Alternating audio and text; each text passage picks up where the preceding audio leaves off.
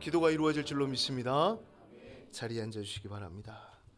우리 이 시간 같이 하나님의 말씀 낭독하도록 하겠습니다. 오늘 주신 하나님 말씀 누가복음 10장 21절에서 24절의 말씀입니다. 누가복음 10장 21절에서 24절의 말씀. 신약성경 110면에 있습니다. 누가복음 10장 21절에서 24절의 말씀. 우리 다 찾으셨으면 아멘 할까요? 네, 그럼 제가 읽고 여러분 마지막 24절의 말씀 합독해 주시면 되겠습니다. 읽겠습니다. 그때 예수께서 성령으로 기뻐하시며 이르시되 천지의 주제이신 아버지여, 이것을 지혜롭고 슬기 있는 자들에게는 숨기시고 어린 아이들에게는 나타내심을 감사하나이다. 옳소이다. 이렇게 된 것이 아버지의 뜻이니이다. 내 아버지께서 모든 것을 내게 주셨으니 아버지 외에는 아들이 누구인지 아는 자가 없고 아들과 또 아들의 소원대로 계시를 받는 자 외에는 아버지가 누구인지 아는 자가 없나이다 하시고, 제자들을 돌아보시며 조용히 이르시되 너희가 보는 것을 보는 눈은 복이 있도다. 내가 너희에게 말하노니 많은 선지자와 임금이 너희가 보는 바를 보고자 하였으되 보지 못하였으며 너희가 듣는 바를 듣고자 하였으되 듣지 못하였느니라. 아멘. 할렐루야. 주일 예배 오신 여러분 진심으로 환영하고 축복합니다. 예, 오늘은 복음의 신비라는 제목의 말씀으로 우리 함께 말씀의 은혜를 나누고자 합니다. 제가 한쪽을 더 많이 본다라는 소문을 들었습니다. 그래서 오늘은 양쪽을 잘 보도록 하겠습니다. 우리 권사님은 이렇게 봐야 될 것 같아요. 네, 좋습니다. 오늘은 복음의 신비란 제목으로 우리 말씀 나누겠습니다. 우리가 인생을 살면서 느끼는 것 중 하나는 이 가치를 알아보는 안목이 있어야 한다라는 것입니다. 어떤 분야든 전문가의 안목과 보통 사람의 안목이 잘 달라요. 예를 들어 어떤 돌멩이가 있다라고 합시다. 누군가에게는 이 돌멩이가 그저 볼품없는 흙덩이처럼 보이겠지만 어떤 광물학자나 아니면 감정사의 눈에는 엄청난 가치를 지닌 것으로 보일 수도 있습니다. 즉 가치를 알아보는 안목에 따라서 귀하고 천한 기준이 달라지는 것입니다. 그런데 영적인 세계도 마찬가지예요. 특별히 복음이 그러한데 세상의 수많은 사람들은 이 복음을 바라보는, 가치를 알아보는 안목이 없습니다. 복음이야말로 영원한 생명으로 우리를 이끄는 귀한 이정표인데 그 귀한 가치를 알지 못하는 것입니다. 하지만 믿음이 있는 그리스도인들은요, 복음의 가치를 압니다. 지금 당장 눈에 보이는 어떤 이익이 없다 할지라도 복음이야말로 우리 영원 구원의 통로인 것을 아는 것입니다. 그러므로 예수님을 알게 되고 우리가 예수님을 통해서 복음을 받았다는 것만큼 큰 축복이 없습니다. 설사 세상에서 조금 성공하지 못하고 조금 우리가 출세하지 못했다 할지라도 여러분 괜찮습니다. 우리에게 복음이 있다라면 말입니다. 오늘 본문은 누가복음 10장 21절에서 24절의 말씀으로 이 복음을 전하기 위해 파송되었던 70인의 전도 대원들이 성공적으로 유대 전역에서 복음을 마치고 돌아와서 예수님께 보고를 합니다. 그리고 예수님께서 그 보고를 듣고 난 뒤의 반응을 오늘 말씀을 통해 기록하고 있습니다. 오늘 말씀을 보면 예수님은 하나님께 감사의 기도를 드리시고 사명을 마치고 돌아온 제자들에게 축복을 선언하십니다. 복음을 믿고 복음을 전하고 복음을 소유한 자들에게 영적인 축복을 선언하시는 것입니다. 여기서 우리는 우리에게 주어진 이 복음의 가치와 신비를 엿볼 수 있게 됩니다. 성도 여러분, 부디 오늘 말씀을 통해서 우리가 믿고 고백하는 복음의 가치를 여러분 가슴에 품고 돌아가시기를 주님의 이름으로 간절히 축원합니다. 세 가지로 말씀드립니다. 첫 번째로 복음이라는 것은요, 자신을 낮춘 겸손한 자에게 주어지는 축복이다라는 거예요. 한번 따라하겠습니다. 복음은 겸손한 자에게 허락됩니다. 아멘. 그렇습니다. 복음은 겸손한 자에게 주어지는 신비, 그러한 특징이 있는데 우리 같이 21절의 말씀을 한번 읽어보도록 하겠습니다. 21절입니다. 시작. 그때에 예수께서 성령으로 기뻐하시며 이르시되 천지의 주제이신 아버지여, 이것을 지혜롭고 슬기 있는 자들에게는 숨기시고 어린아이들에게는 나타내심을 감사하나이다. 옳소이다. 이렇게 된 것이 아버지의 뜻이니이다. 아멘. 여기 21절의 말씀을 보면 우리 예수님께서는 복음을 전하고 돌아온 제자들의 보고를 듣고 난 뒤에 하나님께 감사의 기도를 드리세요. 그런데 이 기도를 자세히 보면 뭐라고 말씀하시느냐? 이 복음이라는 것이 지혜롭고 슬기 있는 자들에게는 숨겨지고 어린 아이들에게 나타났다라고 그렇게 기도를 하십니다.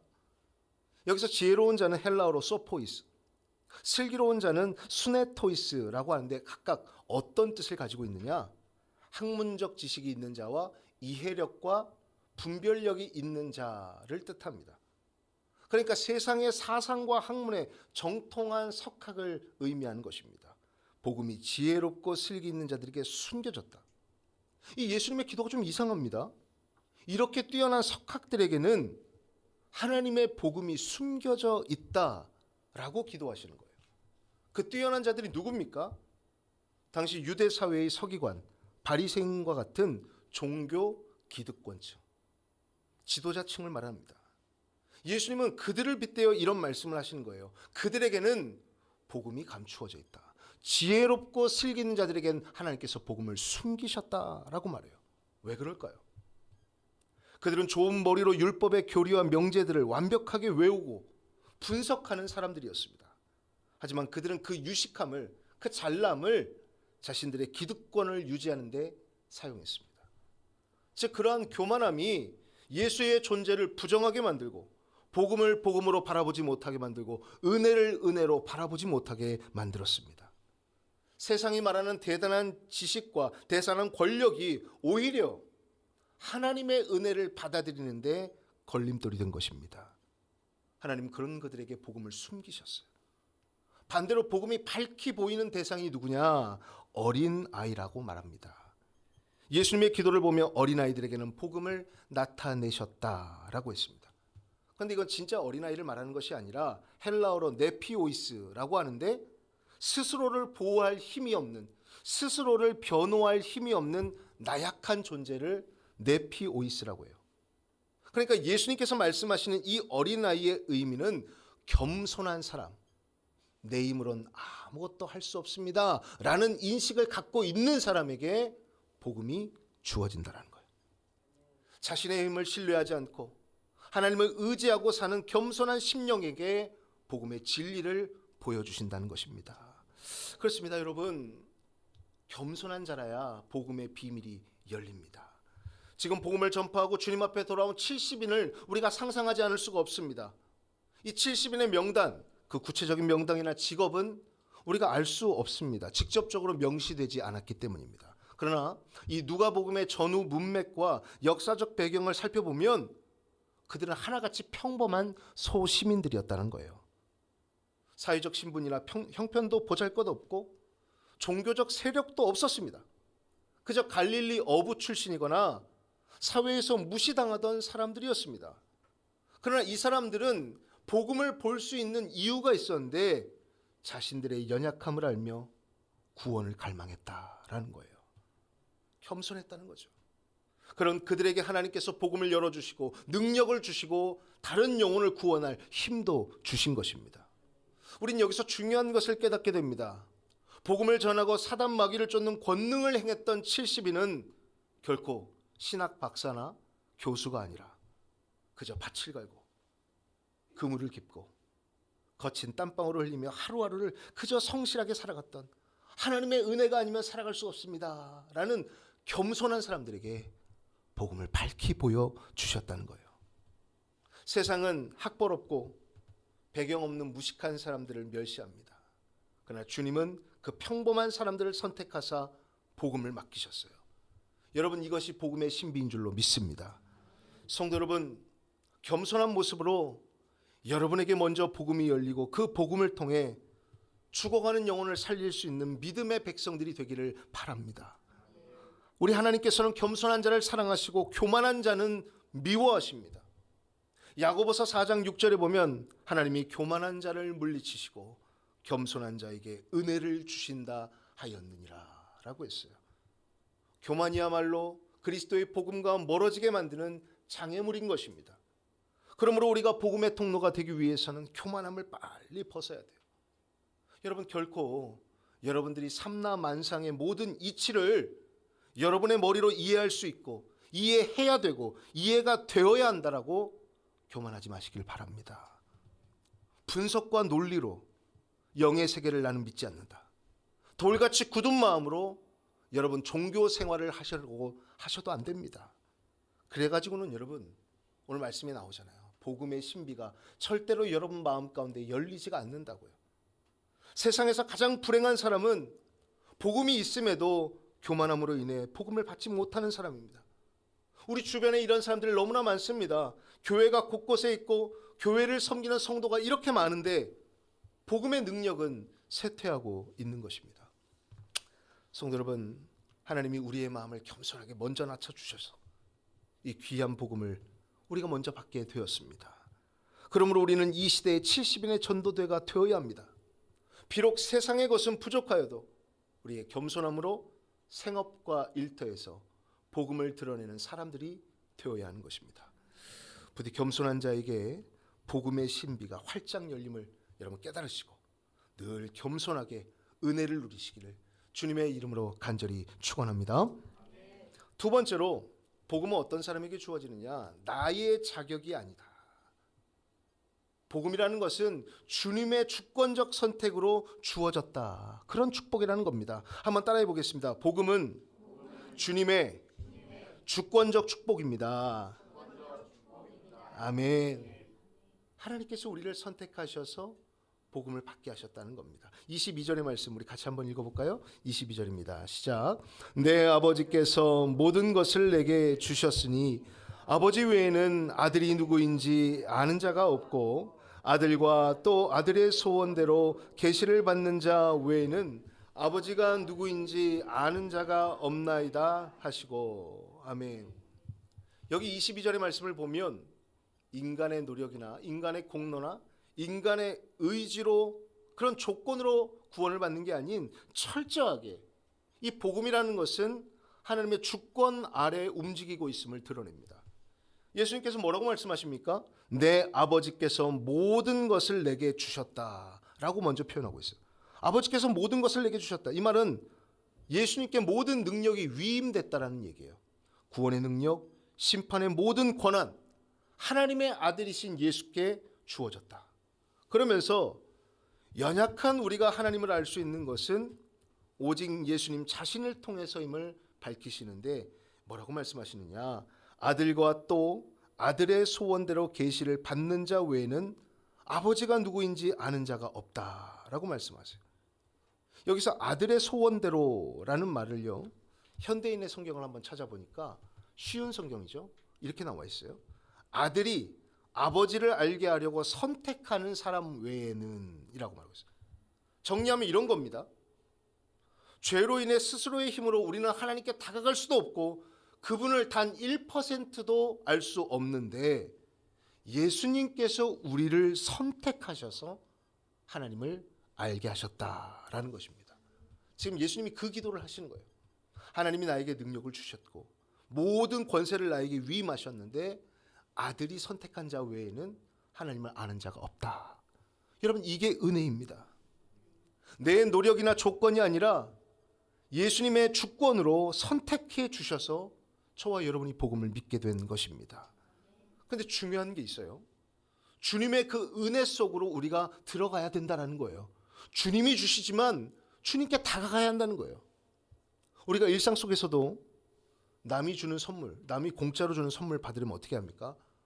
우리 사모님도 가끔 우리 옆집 아줌마가 저희 사모님을 노크를 해요. 애기 엄마, 우리 저기 후라이팬 받으러 갑시다. 이렇게 해갖고 어디 가면 후라이팬을 준대. 뭐 1시간 들으면. 제가 그런 거 가지 말라 그러는데 후라이팬 없다고 가더라고. 근데 뭡니까 여러분? 공짜 선물 받으려면 가야 돼. 그렇잖아요. 집에 있으면 누가 갖다 줍니까? 제가 얼마 전에 집 근처에서 사모님과 점심을 먹었어요. 기분 좋게 식사를 마치고 계산을 하고 나오는데 주인 여자분이 좋은 하루 되세요 라면서 꽤 근사한 사탕 세트를 주는 겁니다. 이 밥 먹으러 갔다 밥도 맛있었지만 뜻밖의 선물까지 받으니까 너무 좋은 거예요. 그런데 여러분, 아무나 지나가는 사람한테 붙잡고 자 이거 하나씩 받으세요 이렇게 안 하잖아요. 밥을 먹으러 그 식당 안에 들어온 사람들, 계산을 하고 나가는 사람에게 좋은 선물을 주셨습니다.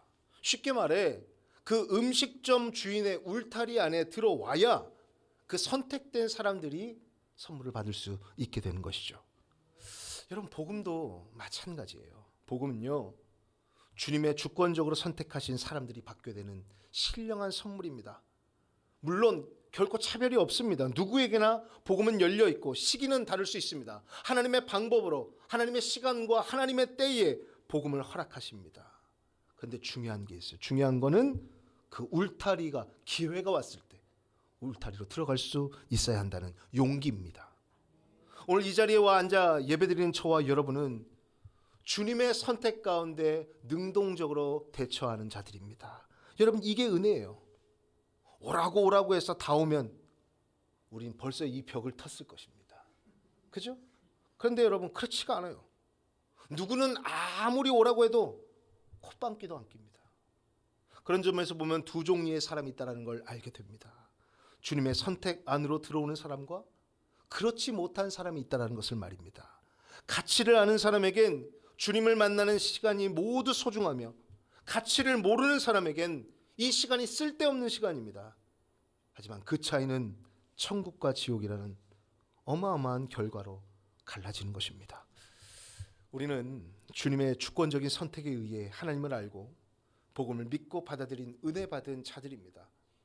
요한복음 15장 16절에 보면 예수님은 이렇게 말씀하십니다. 너희가 나를 택한 것이 아니요 내가 너희를 택하여 세웠나니 이는 너희로 가서 열매를 맺게 하고 또 너희 열매가 항상 있게 하여. 아멘. 우린 이 말씀을 잘 기억해야 합니다.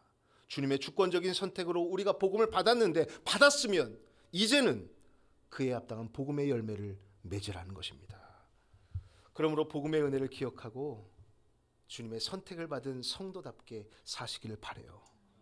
주님은 우리를 선택해서 복음을 받게 하시고 전할 수 있는 능력을 주셨는데, 여러분, 세상 사람과 똑같이 살아간다면 얼마나 부끄러운 일입니까?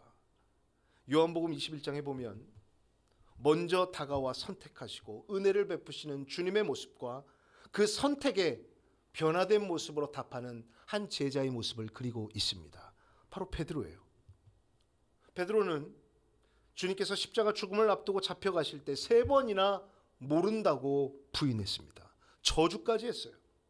그리고 예수님이 십자가에 죽으실 때 무서워서 도망쳤던 비겁한 실패자였습니다.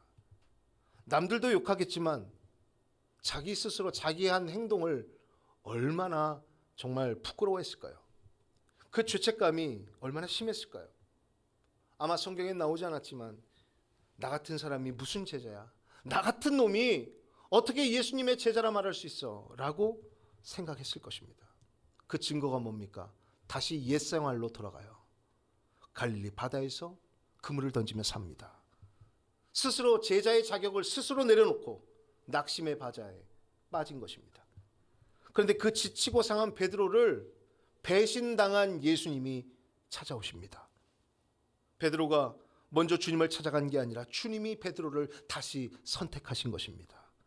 그리고 그 베드로의 지친 영혼을 따뜻하게 먹이시고 그의 눈을 바라보시며 진지하게 물으십니다. 요한의 아들 시몬아, 네가 나를 사랑하느냐?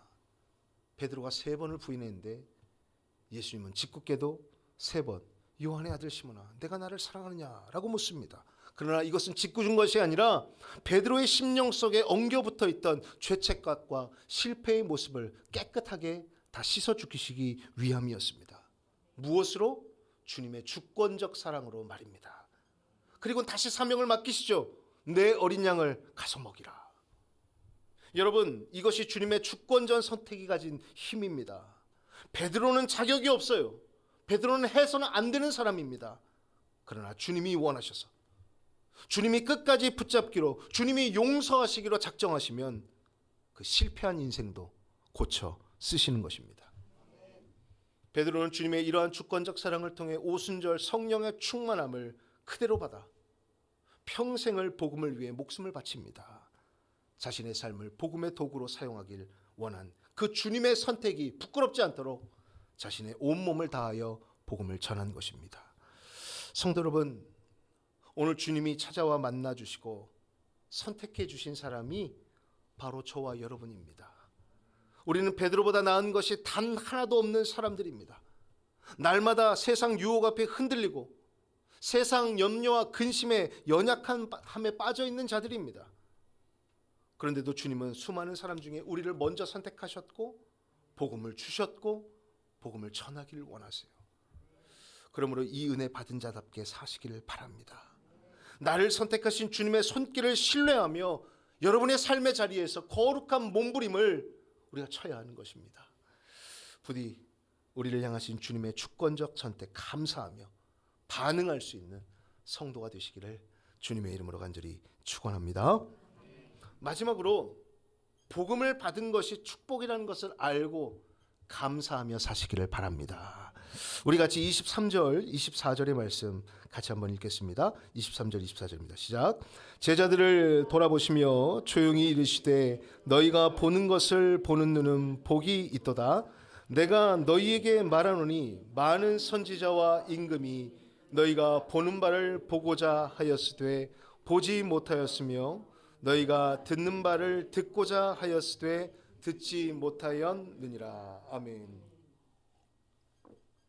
여기 23절과 24절의 말씀을 보면 우리 예수님께서는 너희가 보는 것을 보는 눈은 복이 있다라고 말씀하십니다. 즉 예수님을 직접 바라보고 있는 제자들의 엄청난 특혜를 예수님이 말씀해 주시는 거예요. 여러분, 제자들이 지금 눈으로 바라보고 있는, 귀로 듣고 있는 분이 누굽니까? 예수님이에요. 구약에 예언되었던 메시아, 인간의 몸을 입고 이 땅에 오셔서 하나님의 나라를 선포하고 병든 자를 고치고 귀신을 쫓아내는 분을 눈앞에서 보고 있어요. 그 예수님을 보고 있고 그 입에서 나오는 생명의 말씀을 직접 듣고 있는 것입니다. 예수님께서 이것이 얼마나 복된 것인지를 이렇게 말씀하십니다. 과거 믿음의 선진들과 왕과 비교하세요. 그들은 평생 동안 하나님이 보내실 메시아를 간절히 사모하며 살았습니다. 하나님이 통치하실 나라를 꿈꾸며 눈물로 기도했던 것입니다. 그러나 그들은 보지 못했어요. 그 대단한 선지자들도, 그 대단한 왕들도 예수님을 보지 못하고 천국으로 갔습니다. 그들은 멀리서 거울을 보듯 그저 희미하게 보았을 뿐입니다. 그런데 지금 70인의 제자들 보세요. 예수님께서 하나님께 감사 기도를 하시고 제자들을 바라보면서 너희들 참 복되다 라고 말하는데 왜 그렇습니까? 구약의 선지자들도 그 대단한 왕들도 메시아를 보지 못했기 때문입니다. 놀랍게도 구약의 그 대단한 인물들이 그토록 보고 싶고 했고 듣고 싶어 했던 메시아를 이 이름 없는 볼품 없는 초라한 인생들은 직접 목격한 것입니다. 그러니 예수님이 보실 때 이 제자들이 얼마나 축복을 받은 사람들입니까? 여러분, 저와 여러분에게 이 은총이 동일하게 이루어지고 있음을 믿으시기를 바랍니다. 물론 여러분 이렇게 말씀하시고 제자들은 예수님 봤으니까 우리 또한 이 땅에 오신 예수님을 눈으로 직접 목격하지 못한 것 같습니다. 구약의 사람들과 똑같은 것 같아요. 하지만 아닙니다. 우리는 십자가와 부활의 온전한 복음을 완성한 성경 말씀을 통해 이 구원의 역사를 통째로 볼 수 있는 시야를 선물로 받았습니다. 신약시대 사람들은 구약시대밖에 보이지 않았어요. 우리는 구약과 신약을 다 봅니다. 복음을 통해 구약의 약속이 신약을 통해 성취된 것을 우리는 보고 있습니다. 그리고 앞으로 성취될 하나님의 나라까지 한눈에 볼 수 있는 길을 열어주신 것입니다. 여러분, 이거 엄청난 거예요. 주님이 70인의 전도대들에게만 말하는 것이 아니라 저와 여러분에게 말하고 있습니다. 네 인생이 참으로 복되도다. 성도는 날마다 감사하며 살아야 합니다. 복음을 받은 것만으로도 이미 인생의 문제를 해결받고 우리는 최고의 축복을 움켜쥔 사람들이기 때문입니다. 결코 세상 끝날에 다 사라져버릴 여러분 안개 같은 것들 때문에 근심하고 염려하지 마시길 말아요. 여러분, 복음의 가치를 깎아내리시지 마시기를 바랍니다. 바울 사도는 이 복음을 받은 것을 그 무엇보다 축복으로 여기고 평생을 그 고생을 했음에도 감사하며 살았습니다. 그 무엇과도 비교할 수 없는 은혜로 여기고 자신의 모든 배경과 성공을 배설물처럼 여기노라고 그렇게 고백하며 산 것입니다. 따라서 복음을 누리는 것을 큰 축복으로 여기시고 감사하며 사시기를 바랍니다. 말씀 정리해 보고자 합니다. 오늘 예수님은 우리에게 복음의 신비를 알려주셨습니다. 복음은 교만한 자들에게는 숨겨져 있지만 오직 하나님만 의지하는 겸손한 심령에게는 활짝 열리는 신비임을 깨닫게 해주신 것입니다. 결코 우리의 자격이 뛰어나서 우리가 공로가 있어가 아니라 주님이 저와 여러분 이 연약한 자들을 주권적으로 선택하셔서 은혜의 선물을 주셨습니다. 그래서 저와 여러분은 복음을 누리는 것만으로도 감사할 수 있어야 하는 것입니다. 사랑하는 성도 여러분, 비록 우리의 삶이 조금 부족하고 연약할지라도 저와 여러분은 복음을 이미 소유한 엄청난 사람들입니다. 부디 여러분의 삶의 현장에서 복음의 빛을 발하시고 주님 오시는 그날까지 우리가 복음의 열매를 풍성하게 맺는 그런 성도들이 다 되시기를 주님의 이름으로 간절히 축원합니다.